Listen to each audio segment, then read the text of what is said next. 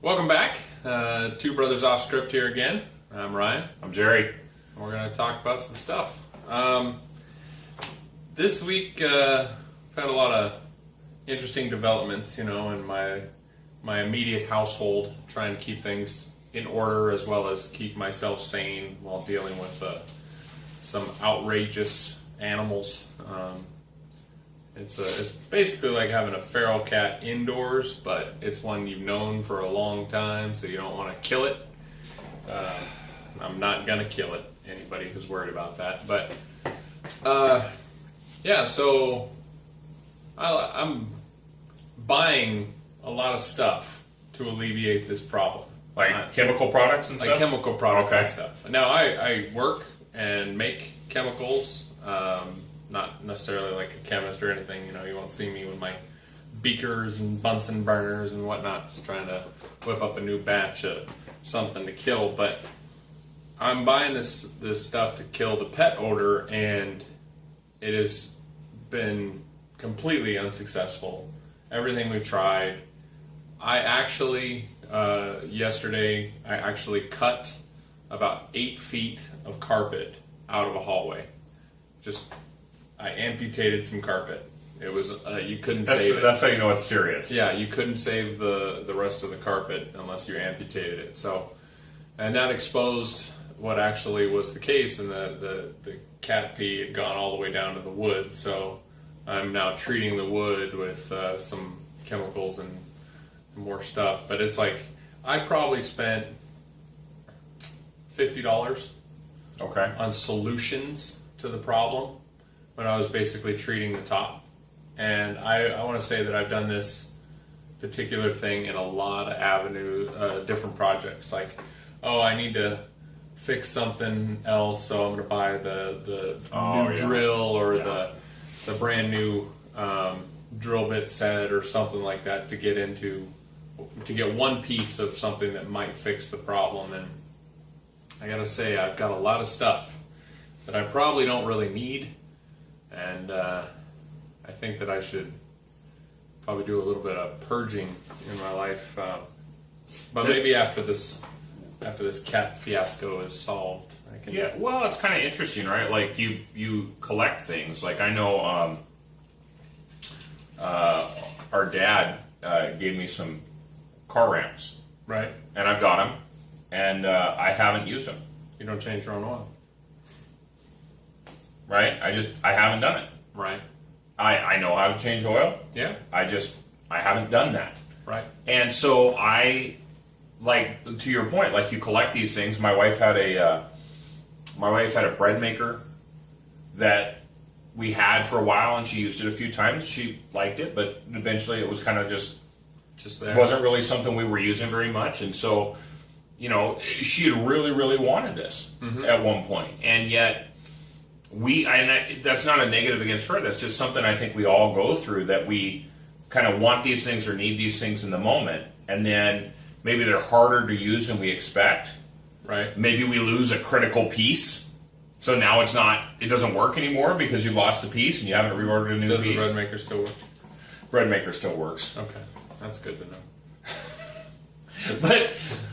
But I think that it's interesting that we kind of buy these tools, we buy these things that we don't necessarily know how long we'll need them or how long we'll use them, and then we kind of put them in a corner somewhere and we just accumulate stuff. And this isn't accumulating stuff like we have pictures on the wall or we have extra copies of an old magazine. This is like, these are things that have a functional use, Right.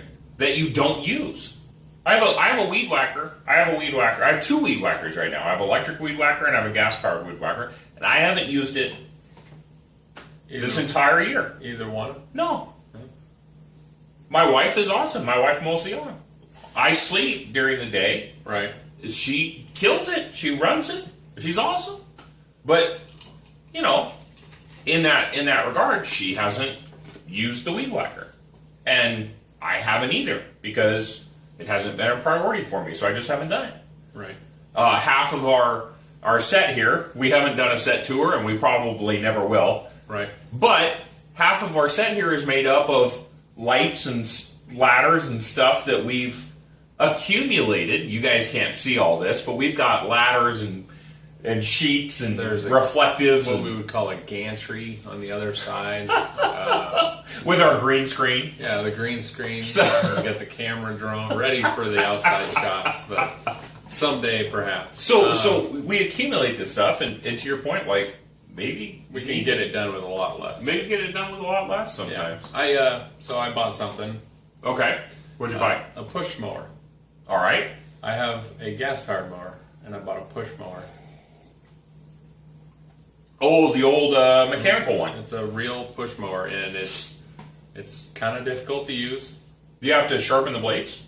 I'm assuming you would. It's fairly new. It was just like a killer deal at Goodwill, so it was $7. It's a $30 device new, and I bought it for $7. That's kind of cool. It's good to have just in case I'm ever out of gas, not grass. I'm gonna have plenty of grass. Hopefully, if the seeds ever take sprout, that'll be great.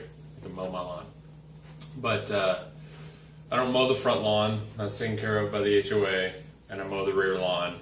But it's such a small yard that I don't really need the gas power thing. Sure. And I was thinking, I can get the job done a lot easier with a lot less noise. With a push mower. And probably about the same speed, maybe a little slower, but good exercise to go out there and just do the job every once in a while. And I've got a weed whacker for the edges. That's the only reason I use it. But so have you done it? I've used it. I used it for a few minutes, and then actually, Dad, he came over that day, and I had just got it, and I said, "Oh, look, a push mower." And he's like, "Oh, I love those things," and he actually went out and he mowed my lawn, so I barely even used it. Well, thanks to Dad then. Right. So it's interesting though how we accumulate that stuff, and I don't know that there's necessarily a huge life lesson there, other than really kind of examining why we need what we need. I have a friend who, his whole life is tools, right? Mm-hmm. And he works with tools all the time, and he's always got the best quality tools. He's got the Milwaukees. He's got the I can't think of the name of this chainsaw right now. Still. He's got a Still chainsaw. He's got a Husqvarna. He's got this really nice stuff. And my first present that my wife gave me that I remember as being like super impactful, she gave me this drill set. And I think it came from Sears. Right. And it was called the Companion drill. Companion is a brand you don't recognize because nobody buys them. But it looked like a drill, and it was a battery powered drill, and I used that thing I probably used that thing for 10 years. And he would look at that drill, and he's like, "What is that?" It's a Companion drill, and the chuck was all wobbly. It would drill like an oval hole, snapping drill bits off. But I got by. Right. I got by with this thing for a long time, but I'm not a because the average home user needs a drill a screw every once in a while. Every once in a while. So you can get by with a lot less sometimes, and my wife probably didn't break the bank buying me that drill, and I was very appreciative for it. It was the first drill that I had owned. Right. That she got for me. My drill is secondhand. I got it in Goodwill. Oh, the rigid. Yeah, I got a rigid 12-volt drill for $8. Came with 2 batteries. Neither one of them held the charge. So I ended up having to go on eBay, buy secondhand batteries, which both held charges. I actually knew in package. I got them a really good deal. That's great. And I still got the thing. But the only way I can afford stuff, and I have a lot of stuff, unfortunately, it's just been, I want to declutter every time I come out here. It's something that's, it bugs me a little bit because I don't feel like I get the usage out of the things that I have. And it's not because I don't have projects and stuff, but it's when I have that project and I need a tool that's specific to the project. If it's something that's super expensive, I might rent the tool, but most likely if it's a cheap tool especially, I'll just go buy the tool. Now I've got a drawer full of screwdrivers that I don't use because I have a drill. Right. And I have 500 bits and 3,000 Allen wrenches and all the junk that you acquire over a period of time. And I don't open them. I don't use them. They're pointless. I've got old curtain brackets. Right. I have no idea why I keep them.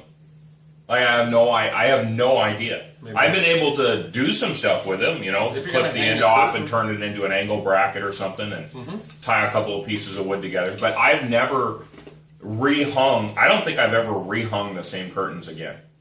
I don't know that I've ever done it. No, because I've got curtain rods that we've had those curtain rods for a solid 9 years. They were hanging in our first house, and I don't think we put them up again since then.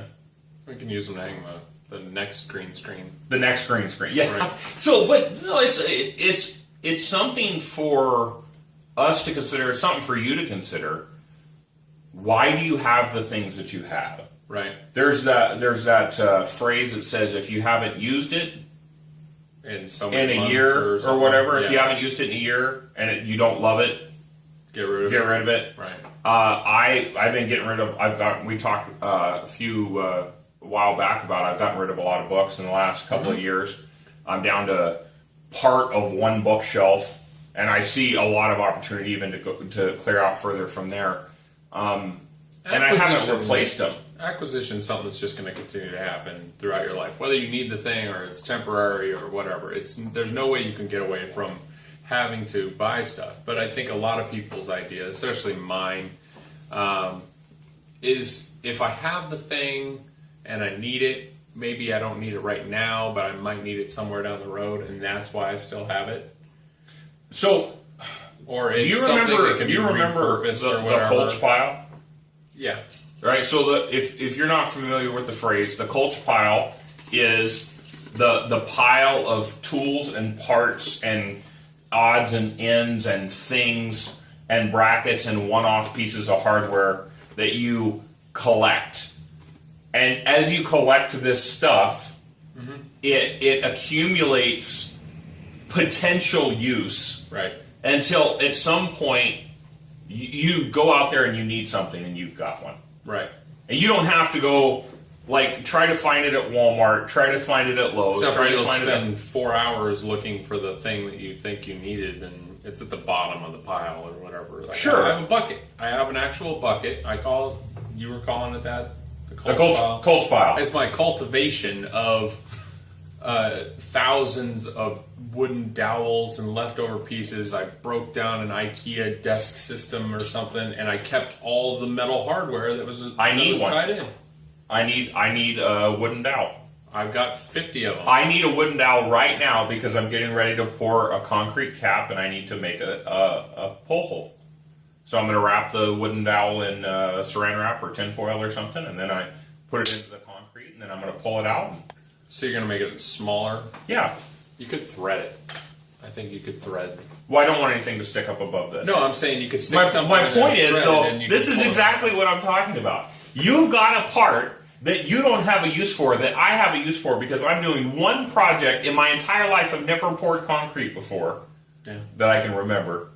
I lost a lot of memory. Get all the bubbles while I was in the military. Right. And use a pencil. A pencil would work. And, well, I want it to be big enough that I can try to get my finger in there and pull it out. He's on it. He's thinking. Yeah. My point is, the Colch pile adds value, whereas the bread maker quit adding value. Right. So where is that break-even point where you look at something and you say, all right, I'm not going to use that anymore. I have a bicycle. Another gift from my wife. Loved this bicycle. I rode it all the time when I was in the Navy. And just through the nature of the jobs we've been at, where we've lived, and the fact that I'm not as in shape as I was then, I haven't used it. Mm-hmm. It's a very, very nice bicycle. Right. And I am at the point now where my kids are starting to be able to, they're riding their bikes, they're out mobile. I want to be able to ride with them. And I want to be active and be able to do that with them. So that's something that now I'm like, well, I'm glad I kept it. Yeah, because I mean, you make an investment into something that adds mobility. I mean, anybody can. I would, instead of say you haven't used it in a year, do you still love it? I would say you haven't used it in a year, but will it help you in the zombie apocalypse? And a bike could have the possibility of being an alternate means of transport. No need for gasoline. No need for gasoline. Pedal power. I'm seeing the point there. So I think in the big picture, and this will be a little bit shorter episode than we normally do, but in the big picture, it matters to purge out those things out of your life. It really does. It actually frees up some of the stress, because even if you don't feel the stress all the time, when you go out to your workbench, or when you go out to your drawer, when you go out to that area and you try to look for something, there is stress that comes. The pile.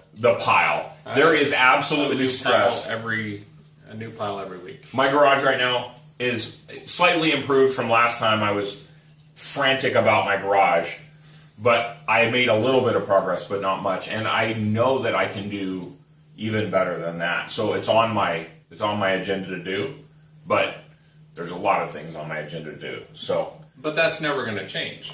No, it won't change. But if you make the decision to put something back on the bench, or you make the decision to put something in the trash can, or you make the decision to put something up for sale, that does make a difference. Mm-hmm. Every time you put it back on the bench, you're saying, I'm going to have need for this again in the future. Those Allen wrenches, I don't know why, I've got a bag of them at my house from all the different little pieces of furniture that we bought and assembled over the years. They're probably all the same size. Probably. And I just haven't gone through and taken the time to get rid of them, on the off chance I might get rid of the wrong one. So, sort them out. Get them all the same and toss the duplicates. Yeah. Or we just build a metal scrap pile and take it to the recycler or something. I guess. There's going to be 1,000 things in your life that you're going to have, and deciding to keep or toss something is tough for some people. I mean, it's like a literal problem for others, and I have not considered myself to be any form of a hoarder or anything like that, but I definitely like, streamlining things, but I also don't think that I would go as far as you have with just eliminating personal belongings so that there's a simplicity to my life. Like, I can be happy with just having a computer or a TV or one or the other, or none at all if I had an alternative, which would probably be books. If I removed all the technology, say all the screens burned out, what are you going to do? Well, if there's never going to be another screen, you're going to have your books. Now you're down to 20 books. What are you going to do? You're going to read them all over again? Life is about choices. Mm-hmm. And you can't know that you've made the right choices until you are at the end of your life. Mm-hmm. And at that point, it's too late to go back and change them. Well, it doesn't matter if you made it to the end. You made it. You made it, right? So we all get to the end of our life one way or the other.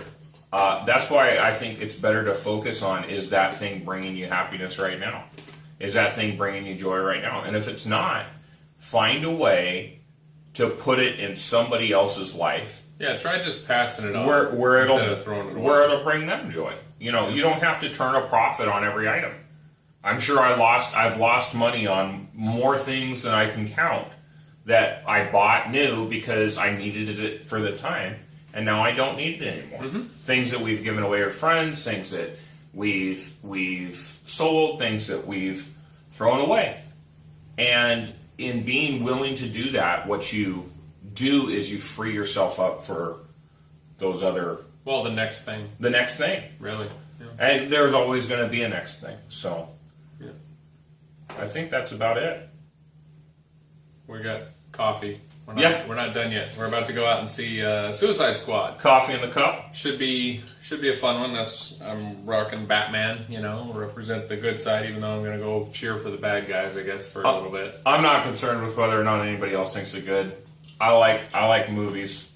Yeah, and this is what we talked about too. Deciding for yourself. Instead of letting somebody else's choice. Yeah, don't let somebody else's star rating run your life. Right. It's a mistake. So just go experience it for yourself, and if you don't like it, never talk about it again. Yeah. If you guys need help purging, let's call it 1-800, whatever that number would be. I'm too tired to make one up at this point. So, Got Junk? 1-800 Got Junk? You can call the 1-800 Got Junk guys. I think they kind of rip you off. They're probably just selling it again to somebody else, but whatever. All right, well, let's close it out. Guys, thanks so much for watching. We really appreciate your time. Please like, comment, and subscribe. And we say that because we now understand that that's a thing that we need to say. We need people to subscribe. Yeah. We need people to add comments. It's free. Comments. Click it. Comments add engagement, which adds value to our channel. Yeah. And liking our videos means that a video is more likely to come up in search results for somebody else, which means we get more views. And while this has not made us mega rich by any stretch of the imagination, I feel wealthy in company. Oh, thank you. Yeah. So thanks so much for watching, guys. Have a great day, and we'll talk to you next time. See ya.